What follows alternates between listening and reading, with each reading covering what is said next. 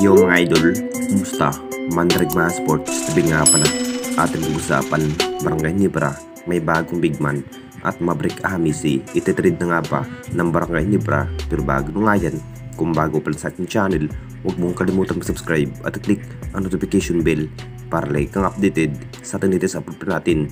So naghahanda na rin ang upunan ng Barangay Nibra para sa kanilang panibagong chemistry kung saan hindi pa rin sapat ang naging pwersa at galing para matalo nga ang ibang kupunan. Dahil kailangan na nga ba bilang big man, hinihintay pa rin ang lahat kung sino na nga ba ang magiging kunin bilang big man ng ating Barangay Nibra. Naging big impact pa rin nung na-trade ito si Sistan mga idol patungong tira per Majip kung bakit hindi pa rin pantay ang naging sistema nung nawala sa kamay ito si Sistan sa upunan ng ating Barangay Nibra.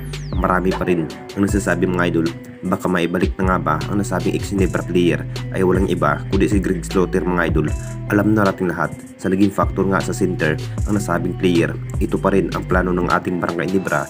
Kukunin muli ito si Greg Slaughter. Mapapalakas na nga ba ang magiging lineup ng ating Barangay Nibra kapag mapupunta sa poder ng Jing Kings ang nasabing player na parang sabik na rin ang lahat mga idol kung gano'n na nga ba kalakas ang magiging lineup kapag si Greg Slaughter na ang pangalawang big man makapagtala pa rin ng 20 points kapag mabibigyan ng mahabang playing time dahil hindi pa rin sapat na si Japet Aguilar lang ang magpupursige sa bawat laban dahil sa kakulangan pa rin ng stamina ang nasabing player na si Japet Aguilar. Kailangan pa rin na may isa pang big man ng Barangay Nibra ngayong season at si Greg Slaughter nga ang napili bilang panibagong ex-Nibra player na magbabalik bilang big man. Kung sakaling matutuloy itong si Greg Slaughter mga idol, masasabing isa na rin ang Barangay Nibra sa malalakas sa ating liga. At dito na naman tayo sa isa pa nating balita.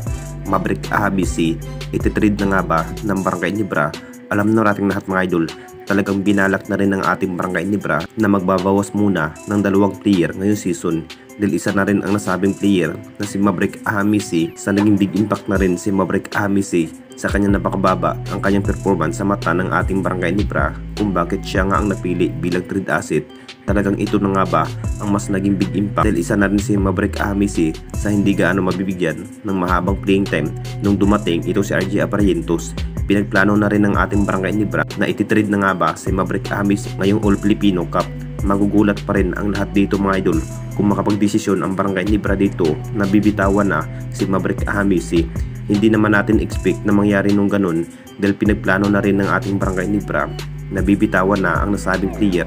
May inamin na rin itong si Coach Tim tungkol nga sa trade dahil napakababa nga ang naging performance ni Maverick Hamisi nung last Commissioner Cup.